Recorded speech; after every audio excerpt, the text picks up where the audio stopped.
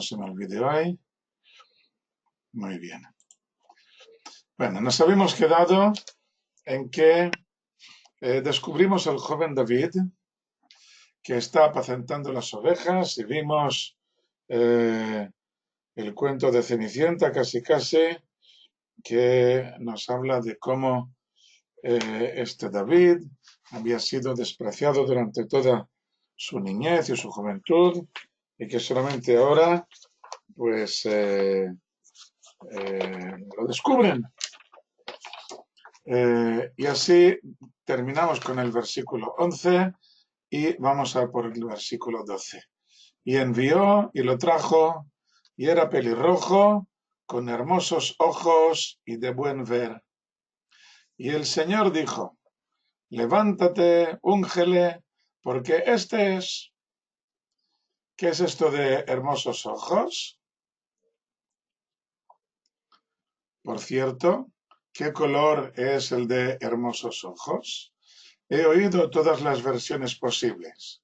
Seguro que eran azules, o verdes, o marrones, o negros. Por supuesto que puede ser cualquier color. El caso es que así dicen, quien tiene el cabello rojo puede tener tendencia a la sangre.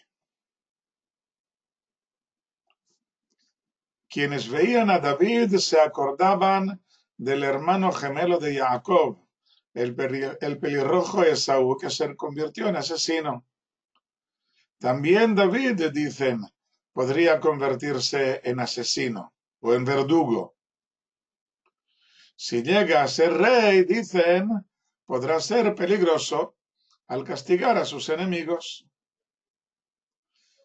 Por supuesto que el pelirrojo también puede canalizar su tendencia hacia la medicina, curando las heridas, o siendo matarife, degollando los animales, o practicando la circuncisión en los niños de 8 días. Y también puede anularse esta tendencia y cualquier otra con el esfuerzo personal o gracias a infinidad de variantes que intervienen durante la vida, ya que no se trata más que de una tendencia y no de una determinación que obligue a un comportamiento determinado, como alguna gente pueda creer. Al añadir con hermosos ojos, significa que esta tendencia, como cualquier otra que tenía, estaba completamente mitigada y encauzada por los hermosos ojos y el buen ver, por la mirada positiva, enfocada según las directrices de la Torá, que siempre buscaba el lado positivo de las personas y de las cosas, y sobre todo el lado de su nación, el pueblo del Señor. Muy nacionalista, sí señor, porque era capaz de encontrar el punto de contacto del pueblo con el Creador, incluso en las situaciones más adversas, incluso cuando este contacto espiritual podía parecer muy mortecino y licuado. Es el lado opuesto al de Bilam, que siempre busca los defectos de la gente y sobre todo opuesto a Amalek, que busca afanosamente los defectos del pueblo de Israel, pensando que con ello podrá anular la elección divina. Así lo enfocan el cristianismo y también el islam, que están seguros de que los defectos que el Tanaj no intenta ocultar, estos defectos desembocaron en que el Creador rechazara a Israel, al Israel étnico, quien fue sustituido por los cristianos o por los musulmanes, que son el Israel espiritual, sin que ellos, los cristianos y los musulmanes, sean capaces de entender el verdadero significado de la elección divina. Los hermosos ojos de David, su buen ver, se reflejan principalmente en los salmos. Así pues, a pesar de ser pelirrojo, tenía hermosos ojos y buen ver. Y el Señor le insinúa al profeta Shmuel, levántate, úngele porque este es. Y tomó Shmuel el cuerno de aceite y lo ungió en medio de sus hermanos. Y prosperó el espíritu del Señor sobre David desde aquel día en adelante. Y se levantó Shmuel y se fue a Ramá, que es su casa. ¿Qué es esto de prosperar el espíritu del Señor sobre David? Ya lo hemos visto varias veces, esta expresión en Shimshón y en el mismo Shaul. Y vimos la explicación de Maimónides, que se trata de una ayuda divina que le empuje y le anime a una gran buena acción. Que la persona sale de su visión individualista y egoísta y toma la perspectiva nacional o incluso universal, al decidir cuál será su comportamiento. Y en el versículo siguiente vemos que este Espíritu del Señor de pronto abandona a Shaul. Como resultado de su pésima reacción ante la crítica divina en boca del profeta tras la victoria sobre Amalek. Al no ser capaz de reconocer su propio error, por lo tanto cae en depresiones y arrebatos. Shalom, Sara, bienvenida. Cae en depresiones y arrebatos inexplicables que duran muy poco tiempo, pero que impactan tanto en él como en quienes le rodean. La providencia divina no tardará en reunir estos dos personajes y en resaltar las diferencias entre ellos. Si bueno fue el primer ungido, Shaul, que en su momento sobresalió sobre todos los demás hombres del pueblo, mejor será el joven pelirrojo, con su paciencia y perseverancia, con su sorprendente valentía y arrojo, y sobre todo con el conocimiento de la identidad trascendental del pueblo de Israel. El contraste hará brillar más intensamente la figura de David. Pues como hemos dicho, que a partir de aquel momento, versículo 13, prosperó el espíritu del Señor sobre David desde aquel día en adelante.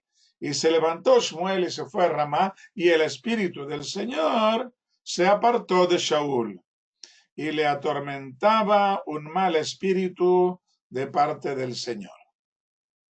Y le dijeron los siervos de Shaul, he aquí ahora, un mal espíritu de parte del Señor, de Dios, te está atormentando. Diga ahora nuestro Señor, tus siervos están delante de ti, que busquen a un hombre que sepa tañer el arpa, y será cuando esté sobre ti el mal espíritu de parte de Dios, tañerá el arpa con su mano y te hará bien. Shalom, Vicenta. Tañerá el arpa, ya que la música tiene la cualidad extraordinaria de hacer cambiar el estado de ánimo de la persona para mal o para bien. La música era uno de los medios que usaban los alumnos de profecía para llegar al estado de ánimo de intenso amor al Creador, indispensable para poder recibir la profecía. Los malvados han sabido usar la música para empujar a los oyentes al mal camino. Hay música que pervierte. Hay música que despierta la promiscuidad sexual, muy usada en discotecas, o la violencia, muy usada en tiempos de guerra, con una enorme gama de intensidades y de matices. David usará la música para calmar el estado de ánimo del rey. Versículo 17. Y dijo Shaul a sus siervos, vedme ahora un hombre que taña bien y traédmelo. Y respondió uno de los muchachos y dijo, he aquí, he visto un hijo de Ishai de Betlehem que sabe tañer y es valiente y hombre de guerra y juicioso y hombre bien parecido, y el Señor está con él.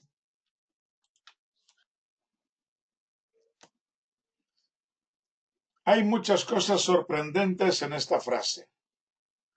El hecho de que uno de los muchachos esté tan enterado de lo que ocurre en casa de Ishai ya debería sorprendernos mucho. No menos debería sorprendernos que conociera con tanto detalle las virtudes de David y pudiera enumerarlas de una en una. Hace poco encontramos a David con el rebaño de su padre, mientras convocan al resto de sus hermanos, por lo que podríamos pensar que era un pobre desgraciado. Aquí lo describe uno de los muchachos como alguien que sabe tañer y es valiente y hombre de guerra y juicioso y hombre bien parecido, y el Señor está con él. ¿De dónde se ha sacado este muchacho lo de que David es valiente y hombre de guerra? Por lo visto deben correr por ahí anécdotas interesantes que veremos ya en el próximo capítulo sobre este joven pelirrojo que llaman la atención de la gente y de este muchacho, por lo que deberíamos preguntar quién era este muchacho. Uno de los muchachos en hebreo no significa uno cualquiera. En hebreo significa el más importante de ellos, el número uno de entre ellos, el uno de los muchachos. La tradición oral indica que se trata de Doeg, una persona que había llegado a convertirse en el presidente del tribunal. Sin duda sabía mucho y tenía muchas virtudes. Como presidente del tribunal, discrepaba de Shmuel sobre la legitimidad de los descendientes de las mujeres moabitas. Según su versión particular, el versículo prohibía tanto a varones como a mujeres de aquella nación que se casaran con los hijos de Israel. Así, tanto Ishai como sus hijos eran todos bastardos y por lo tanto inaptos para ser reyes. Pero ya sabemos que Shmuel discrepa y les ha dado el visto bueno. Al indicar a David como nuevo músico del rey, intenta Doeg ponerlo bajo el ojo crítico de Shaul, que no permitirá que se salga de su baja posición. Doeg se convertirá en el acérrimo enemigo de David, pero encubriendo este sentimiento con engaños. Cuando se descubra la verdad, le dedicará unas duras palabras en el Salmo 52. Esta tradición oral viene a decir que los enemigos de David dentro de Israel surgieron ya desde el principio, antes de que tuviera tiempo de abrir la boca. Eran unos personajes que no fueron capaces de entender el comportamiento de David y le proyectaban inconscientemente unos sentimientos, estados de ánimos e impulsos que en realidad sentían ellos mismos. Salvo unos pocos que llegaron a hacerlo muy conscientemente, roídos por la envidia. La mayoría de los personajes que estaban en contra de David lo hacían instintivamente, pero los hay que lo hacían muy conscientemente, roídos por la envidia. La descripción que hace del joven David significa que lo tenía fichado desde el primer momento, como tendría fichados igualmente al resto de sus hermanos. Doeg ha sabido ver en David unas cualidades peligrosas y le conviene tenerlo vigilado más estrechamente. El hecho de cantarle a Shaul sus virtudes está destinado a ponerle en alerta, sobre todo la última, el Señor está con él. Parece como si todo le fuera viento en popa, ten cuidado con él. ¿Es de una familia peligrosa para ti? Y él en particular es peligroso.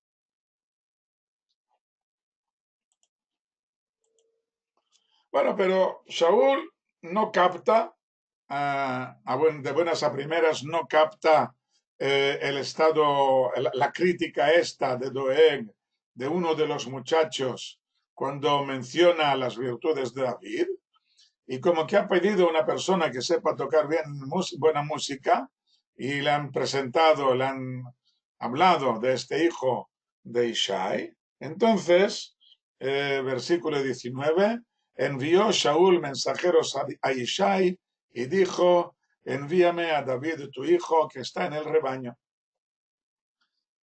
Y tomó Ishai un asno de pan, un odre de vino y un cabrito, y los envió en mano de David, su hijo, a Shaul.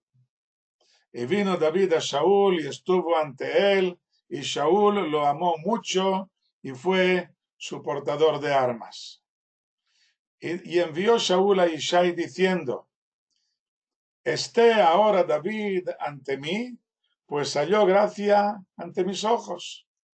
Y sucedía cuando ser el Espíritu de Dios a Shaul, tomaba David el arpa, la tañía con su mano y espaciaba a Shaul y le hacía bien y se apartaba de él el mal espíritu. Un asno de pan se refiere, claro, a un asno cargado de pan. Seguramente se trata de los panes llamados pita, aplastados y elásticos. No se los va a comer solo el rey, está claro que los repartiría entre los soldados. Uno de los muchachos pretendía atarlo con una cuerda corta para tenerlo bien vigilado. Así hacen siempre los consejeros de los gobernantes. Les tienen ojera a aquellos que pueden convertirse en un peligro y quieren maniobrarlos de modo que queden anulados. Solo que esta vez le saldrá el tiro por la culata, porque David llega muy rápidamente al centro neurálgico de la nación, a un lugar que lo pone a la vista de todos. Se convierte en el portador de armas del rey y de allí el trampolín para cargos de más responsabilidad. Y como dice aquí el último versículo del capítulo 16, cuando David tañía con su mano, espaciaba a Shaul y le hacía bien y se apartaba de él el mal espíritu. Desde el momento de su derrota espiritual ante Amalek, se apodera de Shaul un mal espíritu. No es nada de brujería, por supuesto. Son los remordimientos, o mejor dicho, el desespero por no ser capaz de dominarse, la falta de confianza en sí mismo. Esto le quita fuerzas en todos los aspectos, en su humor y en su paciencia con quienes le rodean, en sus responsabilidades de actuar como gobernador del país. Tomaba decisiones equivocadas, temía actuar, estaba derrotado. Llega David y le llena de nuevo las baterías. No es tan solo la música de su arpa, por supuesto. Mientras sea capaz de ver en él un amigo, una persona que viene a ayudarle de salir de su derrumbe, David le infundirá energías positivas. Shaul sigue nervioso e irritable, pues la influencia de David es de corto alcance, y porque los consejeros, los muchachos, siguen machacando en la dirección equivocada. Los veremos en los próximos capítulos, Doeg y Avner, que tienen una idea errónea de lo que debe ser el rey y de cómo debe actuar. Según el Midrash, fue Doeg quien aconsejó a Shaul que dejara en vida al rey de Amalek como trofeo. Y con esto lo apartan del Creador, que espera otra cosa de él.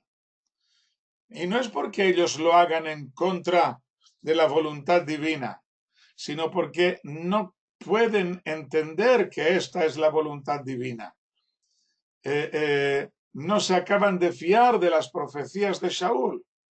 Como hemos visto antes, Doeg, como presidente del tribunal, aparte de consejero de Shaul, tiene su visión completamente diferente de lo que son los enemigos.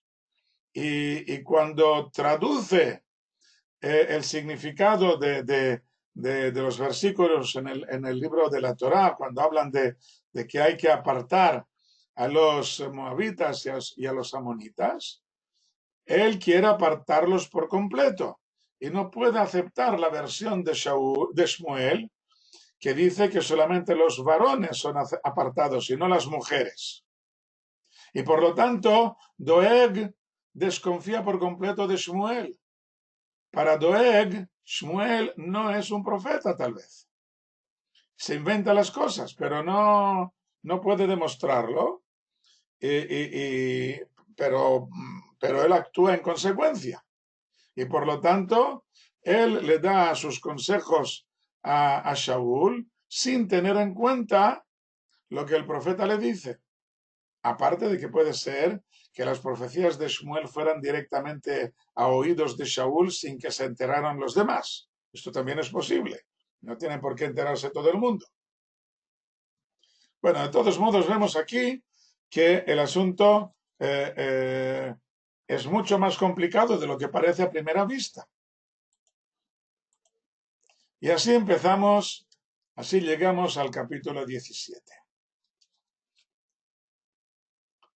Y reunieron los filisteos sus campamentos para la guerra. Y se reunieron en Sojó, que pertenece a Judá, y acamparon entre Sojó y Azeká en Efes Damim.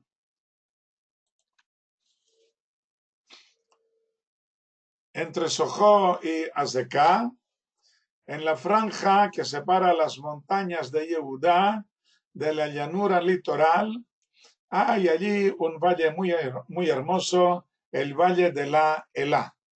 Aquí podéis ver, aquí está Yevús, Jerusalén, y aquí, un poco más hacia el suroeste, están Sojó y Azeká. Y aquí una foto aérea, podéis ver aquí Sojó y Azeká, y aquí vemos dos montañas, una enfrente de la otra, no son muy altas, son colinas, y aquí el valle de la Elá de por medio. La Elá es el árbol del pistacho, la pistacia vera, muy común en todo el país y también en España. Y Shaul y el hombre de Israel se reunieron y acamparon en el valle de la Elá. Los filisteos están en un costado, en un lado, y los hebreos están en el otro. Shaul y el hombre de Israel se reunieron y acamparon en el valle de Elá y ordenaron para la batalla hacia los filisteos. Y los filisteos estaban al monte de un lado e Israel estaban en el monte del otro lado y el valle entre ellos. Ordenaron para la batalla. Ya hemos hablado de esta expresión, significa ponerse en orden de batalla. En lugar de hablar de los órdenes, podríamos haber traducido por filas o ejércitos, pero no hubiéramos sido coherentes con el texto. No tengo más remedio que traducirlo más fielmente que pueda. Y cuando hay cosas que pueden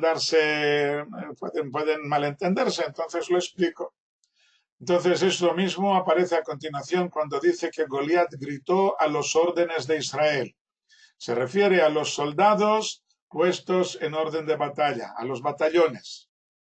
Y cuando dice salir a ordenar la batalla, significa salir a ponerse en orden de batalla. Todo esto ya lo habíamos explicado anteriormente, lo repito ahora para refrescar nuestra memoria. Versículo 4.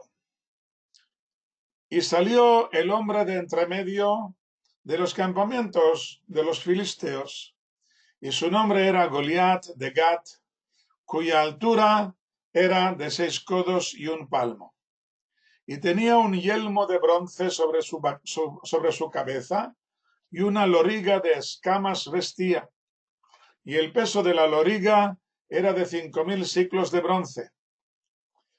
Tenía también grebas de bronce en las piernas y una jabalina de bronce entre los hombres.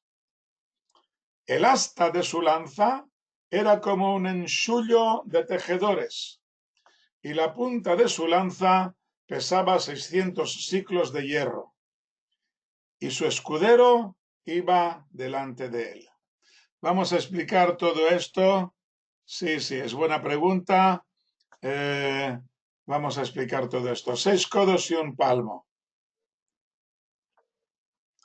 Aquí aparecen varios datos que nos resultan completamente extraños, pues no conocemos las medidas. El codo era de unos 48 centímetros y el palmo era medio codo. Por lo tanto, si tiene 6 codos y 1 palmo, nos da una altura de 3 metros y 12 centímetros. Luego habla de los siclos, cuyo peso era de unos 21 gramos. Estos son 3/4 de la onza francesa antigua, como dice Rashi. Por lo que al decir que la loriga de escamas pesaba 5.000 siclos, se traduce por 105 kilos, que es mucho, y la punta de su lanza de 600 siclos. Entonces pesaba 12 kilos y medio. Hay quienes lo consideran exagerado y lo reducen todo a la mitad, 50 y 6,5 kilos respectivamente. Pero no coincide con lo que sabemos hoy en día, que el valor de los siglos, que eran 21 gramos. Hay una corrección de Kri y Ktiv, que se escribe una cosa y se lee la otra, referente a la punta de la lanza, de Hetz Hanito, que debe leerse como la madera de la lanza, de Etz Hanito. Por lo tanto, no es la punta de la lanza lo que pesa estos 12 kilos, sino la madera de la lanza. La loriga es la armadura formada por pequeñas láminas de acero dispuestas en forma de escamas. Es una palabra en castellano. En cambio, el enxullo de tejedores mencionado, esta palabra no está en los diccionarios, pero ha quedado en el aragonés de La Rioja con este mismo nombre de enxullo y en el francés como ensouple. Rashi lo menciona como ensobla. Y se trata de una especie de rodillo muy grueso que se coloca en el telar, al que se enrollan los hilos, no los hijos, perdón, voy a corregir esto, los hilos o la tela ya lista. Seguramente había una medida de grosor estándar para todos ellos y aquí tenéis una muestra del enxullo. Como bien decía Francesc, con toda esta descripción podemos hacernos una idea de los gigantes que aún quedaban en la Tierra Santa, de los muchos que hubo en el pasado, como mencionan los libros de Breshit, el capítulo 6 y 14, el libro de Bemidbar, el libro de Devarim y los libros de Yoshua y de Shoftim en varios lugares. A este Goliat se le menciona como el filisteo, pero podría ser un mercenario que luchaba en su ejército, como dice el versículo, de entre medio de los campamentos de los filisteos. El texto al final del libro de Shmuel, en el segundo libro de Shmuel, capítulo 21, y en el primer libro de Crónicas, le menciona como hijo de Harrafá, que podría traducirse como el femenino singular de los Refaim, los gigantes. Por lo tanto, Rafá es la giganta, Así que pertenecía a la raza de los gigantes y no de los filisteos.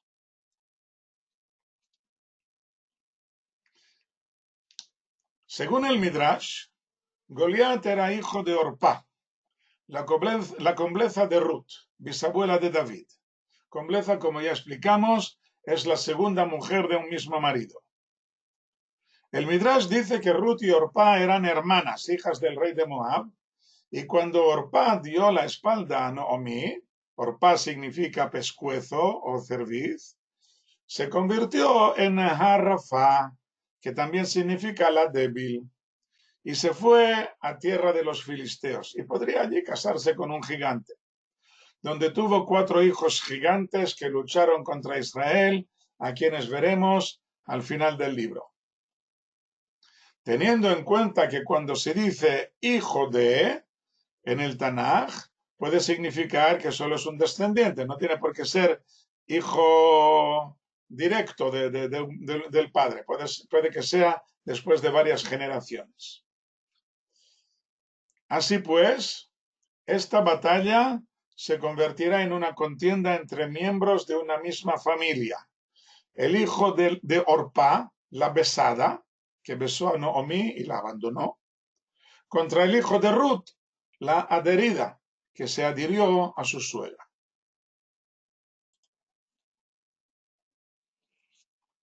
Entonces hemos explicado las grebas también, no lo he explicado, pero las grebas son una especie de escudos que se ponían en las piernas. Esta palabra también es en castellano, está en el diccionario. La jabalina de bronce entre los hombros significa que tenían las jabalinas se las metían dentro de la armadura por detrás, entre los 2 hombros, de modo que pudieran sacarlo con la mano haciendo junto al cuello, cogían la jabalina y la sacaban y podían tirarla así rápidamente. Versículo 8. Y se levantó y gritó a los órdenes de Israel y les dijo: ¿para qué tenéis que salir a ordenar la batalla? ¿Acaso no soy yo el filisteo y vosotros siervos de Saúl? Escogeos un hombre y que descienda hacia mí. Si puede luchar conmigo y matarme, seremos vuestros siervos. Y si yo le puedo y lo mato, seréis nuestros siervos y nos serviréis. Y dijo el filisteo: yo he insultado a los órdenes de Israel el día de hoy. Dadme un hombre y lucharemos juntos. Yo he insultado. Por supuesto, el hecho de que nadie se atreva a luchar contra él ya es un gran oprobio para todo el ejército de Israel. Debemos fijarnos bien en sus palabras y en la traducción que les dará David.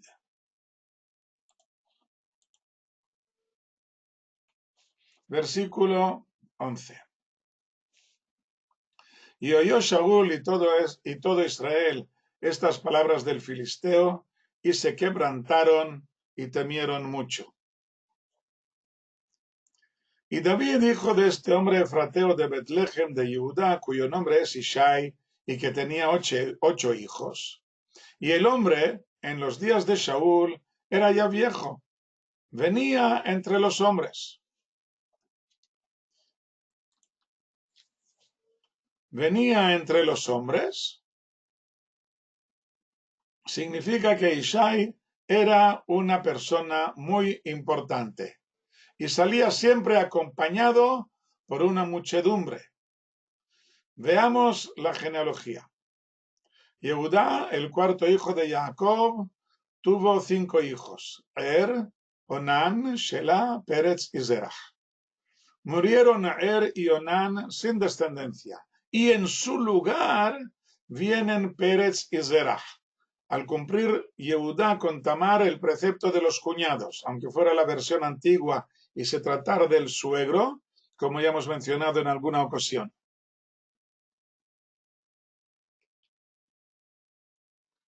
Así pues, Peretz Un segundo, Lupe, ya te contesto luego. Así pues, Pérez cuenta como primogénito de Yehudá, a pesar de que venga después de Shelah, pero como que ha nacido como cumpliendo el precepto de los cuñados, por lo tanto viene en lugar del primogénito, en lugar de Er. Así pues, Pérez cuenta como primogénito. Pérez tuvo 2 hijos, Hezrón y Hamul. Hezrón tuvo 3 hijos, y Rachmiel, Ram y Caleb.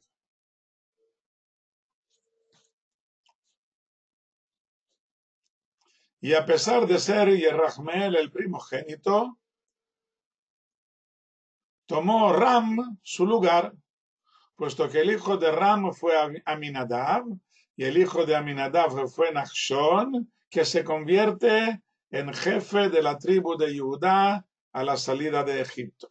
Nachshon, hijo de Aminadab, el presidente, el jefe de la tribu de Judá. El nieto de Nachshon es Boaz, que se casó con Ruth, y son los bisabuelos de David. No debe extrañarnos, pues, que los descendientes de Yerachmiel, que es el primogénito de Hezrón, intenten recuperar la primogenitura. Y que esta primogenitura fuera disputada también por los descendientes de Caleb. Caleb, veamos aquí, Caleb, hijo de Hezrón, el tercer hijo de Hezrón, que fue uno de los espías y que casi se convierte en el primer juez de Israel, cargo que ocupó su hermanastro Otniel y que estuvo a un paso de convertirse en rey. En el capítulo 25 encontraremos un descendiente de Caleb que mostrará gran desprecio hacia David.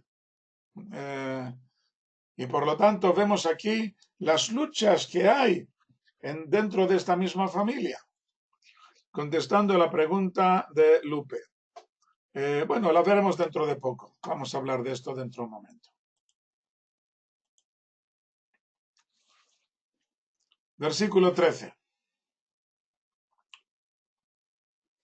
Y fueron los 3 hijos mayores de Ishai, fueron con Shaul a la guerra. Y el nombre de los 3 hijos que fueron a la guerra, Eliab, el primogénito, el segundo, Abinadab, y el tercero, Shammah. El audio. Porque empecé a hablar cuando se estaba moviendo la página. ¿Se oye un poco mejor ahora? ¿Se oye bien? Vamos a ver, ¿alguien me contesta? Sí, vale. Es que cometí el error de hablar mientras estaba moviendo la página, como siempre. Ok. Versículo 14. Y David es el menor, y los tres mayores fueron tras Shaul. Y David iba y volvía de sobre Shaul para apacentar el rebaño de su padre en Betlehem. Y se allegó el filisteo madrugando y atardeando, y se presentó 40 días. Llegaba de madrugada y también por la tarde, al anochecer. Y dice el Midrash que era en el momento de la oración de los soldados para molestarles mientras recitaban el Shema. El significado de este Midrash es que la mera aparición del filisteo día tras día durante 40 días seguidos es muy extraña. ¿Por qué no atacan los filisteos? Y preferían que Goliat desafiara a Israel. ¿Y por qué no atacaba a Israel haciendo caso omiso de las palabras de Goliat? La respuesta debe ser que los ejércitos estaban muy igualados en su cantidad o en su fuerza. Ninguno de los dos tenía ventaja sobre el otro. Los filisteos sacaron partida con la presencia de Goliat para no tener que luchar. Goliat busca la gloria y la fama, como hacían los héroes griegos, que también se presentaban en combates espectaculares ante los ojos de sus compañeros, en que la muerte es más importante que la propia vida. Quien haya leído la Ilíada podrá entender esto. Y también en varios otros escritos clásicos de los romanos y de los griegos, eso estaba muy, muy, muy de moda en aquellos tiempos. Pero los hebreos no entienden este idioma, no comprenden el significado de esta gloria heroica y no tienen ninguna motivación para enfrentarse con él.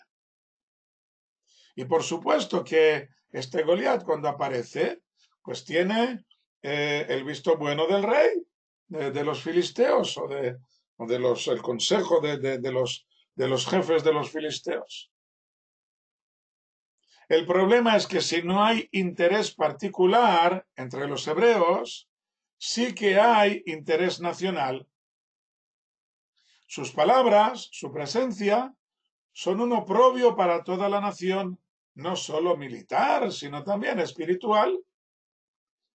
Y esto debilita terriblemente la moral del pueblo, porque cuando la nación es menospreciada, todos sus ciudadanos sienten igualmente que pierden su propio valor, pierden su fuerza.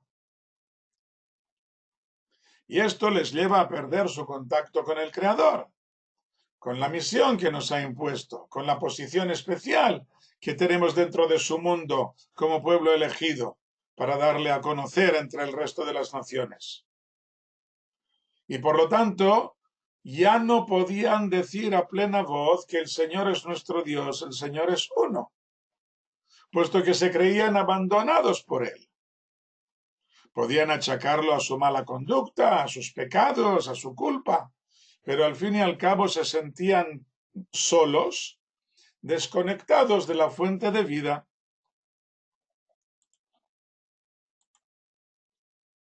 Y así nos deja en suspense en el versículo 16 y saltamos a otro lugar, versículo 17. Y dijo Ishai a su hijo David, ahora toma ahora a tus hermanos una efá de este tostado y estos 10 panes y corre al campamento a tus hermanos.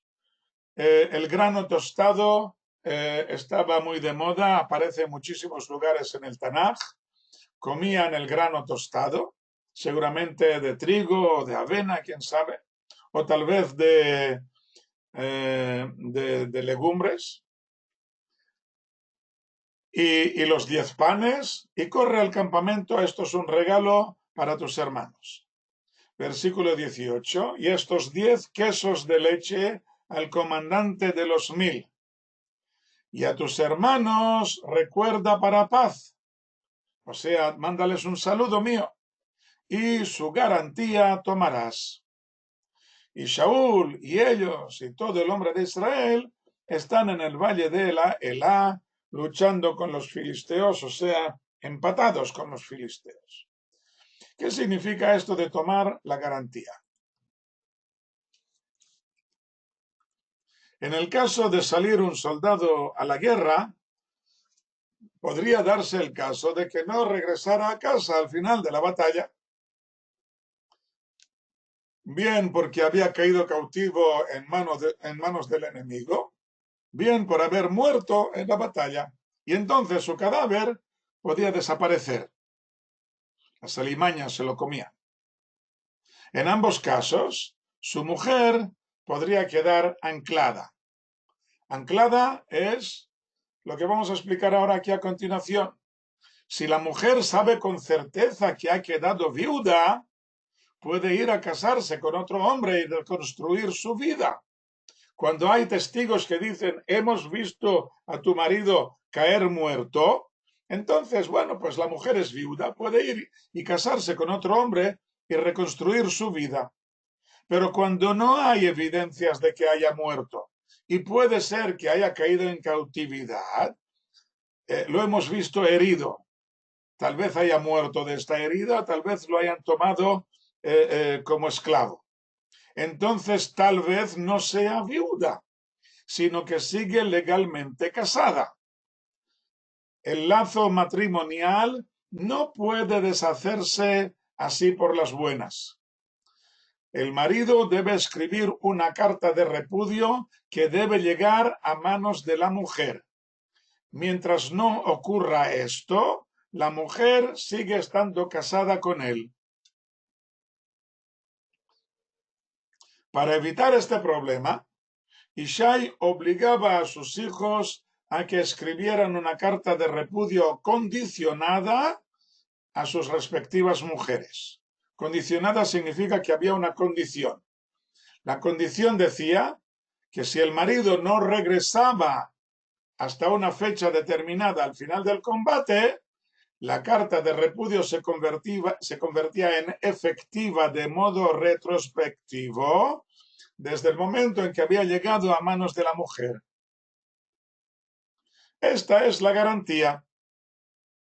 En realidad, en castellano, garantía significa asegurar, pero la palabra en hebreo, arubá, viene de la misma raíz que el verbo arav, mezclar, con el significado de que ambas entidades están unidas, sus almas están mezcladas, lo que nos da la aseguranza de que se va a cumplir lo establecido. Y es también la unión entre el marido y su esposa, cuyas almas están unidas y mezcladas por el matrimonio. Al salir a la guerra, se pone en peligro la seguridad de la mujer, que puede quedar anclada. No puede casarse con otra persona, pero tampoco tiene a su marido para disfrutar de vida matrimonial juntos. Y por eso Ishai pide que le entreguen una carta que rompa esta garantía matrimonial, esta mezcla entre marido y mujer, y con esto mismo en realidad le proporcione una nueva garantía a la mujer en caso de que el marido no regrese. Cuando David se convierta en rey, convertirá esta costumbre familiar en ley para sus tropas. Todo el que vaya a la guerra deberá entregar una carta de repudio condicionado a su mujer. Si regresa vivo no hay problema. Y si no regresa, pues por lo menos no queda anclada, sino que puede ir a casarse con quien quiera. Esta carta de repudio puede evitar igualmente que la viuda que no tenga hijos deba cumplir con el deber de los cuñados y casarse con el hermano de su difunto marido. Puede ser que ella estuviera enamorada de su marido y no del hermano de su marido. Por lo tanto, para evitar estos problemas, esta carta de repudio la convierte en divorciada y no en viuda. En el Estado de Israel hubo una propuesta de que se hiciera algo así, pero fue rechazada porque comprometía la moral y la estabilidad de los soldados. No quisieron molestarles con esto, hubo una proposición de ley y esta ley fue rechazada y no ha sido aceptada. No se hace esto. Y por lo tanto, en caso de que muera un soldado joven recién casado que aún no tiene hijos, entonces hay que solucionar el problema del deber de los cuñados, como ya hemos visto en varias ocasiones, en que se descalza al cuñado y con esto ella queda libre para casarse con quien quiera.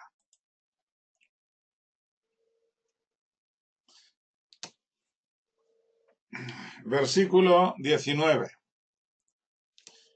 Y Shaul y ellos y todo el hombre de Israel están en el valle de la Elá luchando con los filisteos.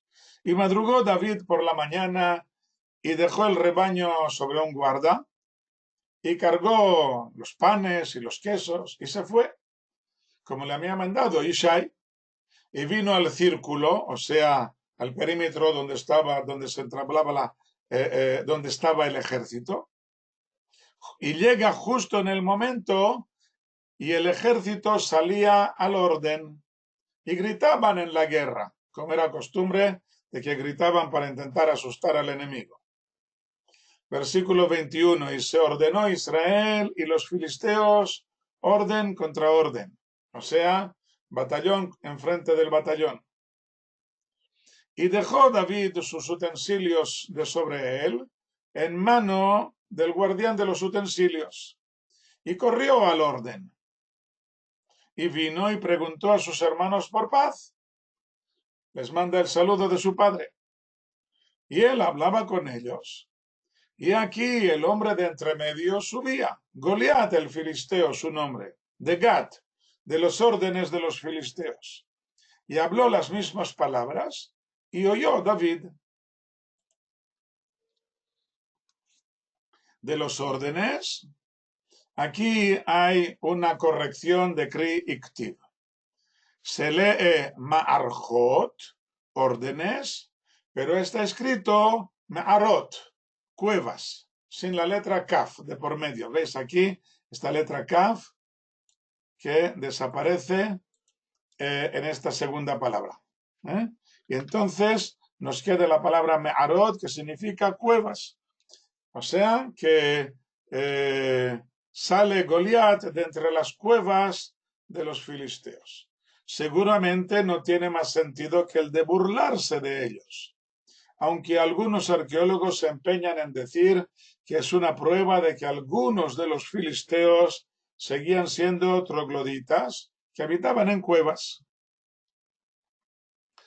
En la zona limítrofe entre la llanura litoral y las primeras colinas, en la zona de Bet Guvrin, en que habitaban los filisteos, hay gran cantidad de cuevas que fueron habitadas durante muchas generaciones, ampliadas y modificadas, sin que pueda saberse con seguridad quiénes fueron sus primeros pobladores o si entre ellos figuran los filisteos.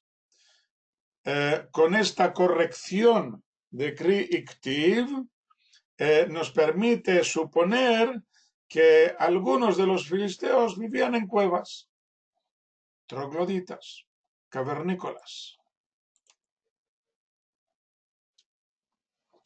Versículo 24.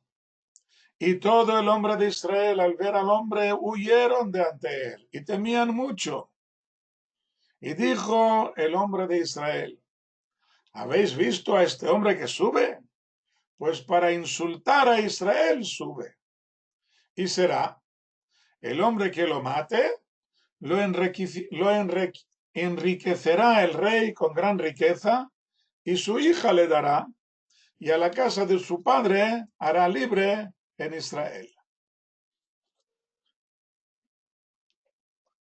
3 premios asegura el rey a quien lo mate. Lo enriquecerá, se casará con una de sus 2 hijas y no tendrá que pagar impuestos. Su casa, la casa de su padre será libre, o sea, no tendrá que pagar impuestos. Vemos aquí que Shaul intenta animar a sus soldados a que vayan a luchar contra aquel gigante sin ningún éxito, como ya vemos.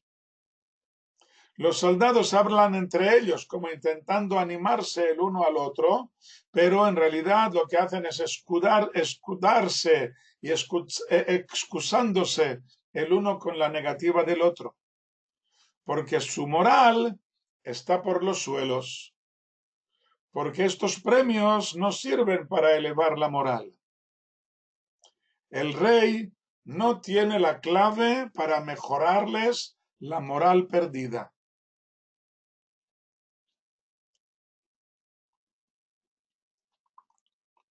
Sí, aparte de ser rico, no tendrá que pagar impuestos. Esto ya es redundancia. Shaul es un rey convencional, un rey como todos los pueblos, así como habían pedido el pueblo. Años antes, en la batalla en que los filisteos raptaron el arca, también Shaul había participado en la lucha. Y según el Midrash, también Goliat estaba allí. El Midrash los confronta. Goliat era el que raptaba el arca, mientras que Shaul conseguía rescatar las tablas de la alianza que estaban en su interior. No sé cómo lo hizo, pero vaya, es difícil tomarse el Midrash al pie de la letra. No está para esto. Viene a decir que Goliat permitía una victoria a los filisteos que se convertía en pírrica cuando el arca les causaba gravísimos daños en su propia casa. Y el Midrash dice que el motivo era porque Shaul había rescatado las tablas de una alianza pactada entre el Creador y el pueblo de Israel. Y este pueblo conserva, a pesar de la derrota, una peculiaridad espiritual que lo deja muy por encima de los filisteos. Han pasado los años, Shaul se ha convertido en rey, y precisamente en este momento ha perdido el Espíritu de Dios, el espíritu de valentía que debía proporcionarle el hecho de verse convertido en el rey de este pueblo. ¿Y por qué lo pierde? Por no haber sabido someterse a las muy estrictas directrices del Creador. De este modo, no consigue levantar la moral del pueblo.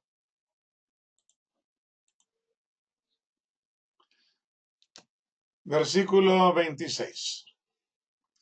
Y dijo David a los hombres que estaban con él diciendo: ¿qué se hará al hombre que mate a este filisteo y quite el oprobio de Israel? Pues ¿quién es este filisteo incircunciso para que insulte a los órdenes del Dios vivo? Y le dijo el pueblo como aquella palabra, diciendo: así se hará al hombre que lo mate. Le repiten los tres premios.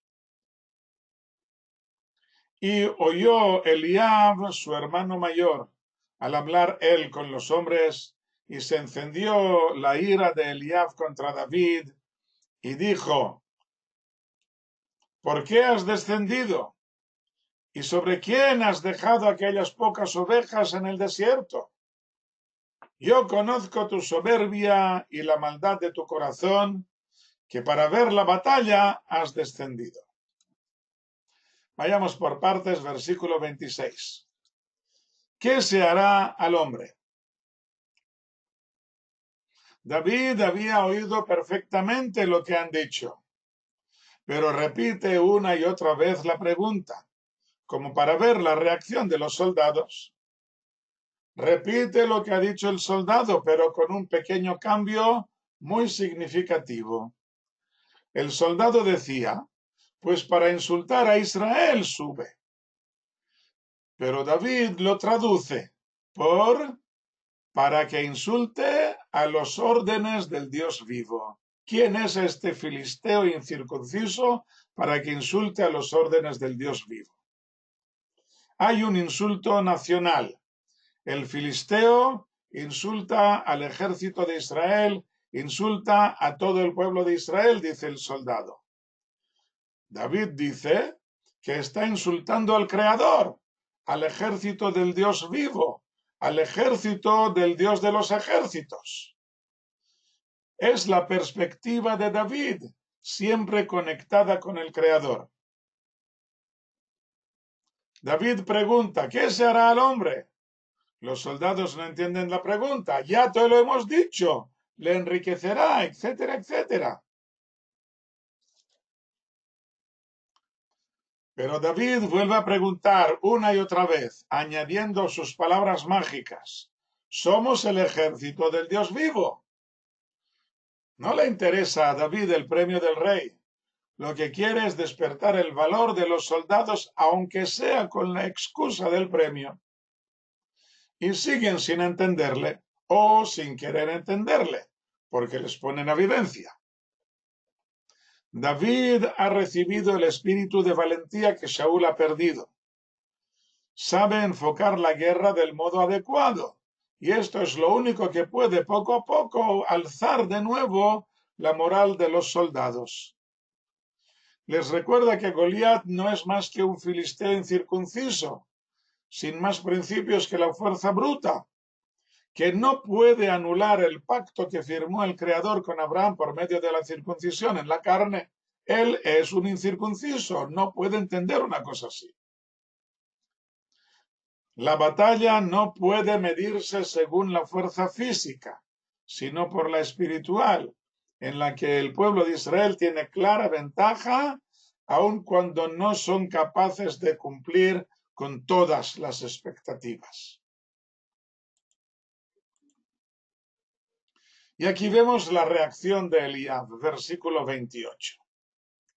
Y oyó Eliab, su hermano mayor, versículo 28. Oyó Eliab, su hermano mayor, al hablar él con los hombres. Y se encendió la ira de Eliab contra David y dijo, ¿por qué has descendido? ¿Y sobre quién has dejado aquellas pocas ovejas en el desierto? Yo conozco tu soberbia y la maldad de tu corazón, que para ver la batalla has descendido. Y dijo David, ¿y qué he hecho yo ahora? ¿Acaso no es algo? O sea, ¿qué quieres de mí? Lo que estoy diciendo, ¿no tengo razón?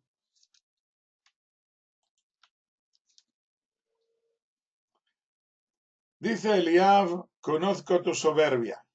Con estas palabras, con que acusa Eliab a su hermano menor, no hace más que descubrir su propio defecto. Él es el primogénito, hijo de primogénitos de la tribu de Judá. Él debía ser el próximo rey. El profeta ha cometido un grave error al ungir al pastor de ovejas, un verdadero eclipse de luminarias, como decimos en hebreo. Te has quedado a ciegas, señor profeta. Eliab ha quedado verdaderamente decepcionado y profundamente ofendido. Decepcionado del profeta que ya cometió un grave error al ungir a Shaul. Y lo ha vuelto a repetir ahora al ungir a su hermano menor, que quién sabe si es su verdadero hermano o un simple hijo de la esclava. ¿Cómo pudo rechazarle a él y escoger al joven pelirrojo? Este defecto de Eliab estaba muy escondido en lo más profundo de su corazón hasta el momento en que Shmuel ungió a David. Hasta aquel momento todo iba viento en popa. Shaul estaba demostrando que no servía para rey y no tardarían en acudir a él, a Eliab. Solo cuando fue rechazado por el profeta se despertó la soberbia del primogénito. El Creador ya se lo había revelado a Shmuel en el último momento. Y vemos aquí el motivo por el cual Eliab y el resto de los hermanos habían sido rechazados. Estaban tan seguros de ser ellos los candidatos más adecuados que esto les convierte en no adecuados. Precisamente esto, por estar tan seguros de ser los adecuados. Bueno, y llegamos aquí ya a la batalla y se nos ha acabado el tiempo y estoy bastante cansado y por lo tanto pido vuestras excusa, vuestro perdón y vamos a detener aquí la clase.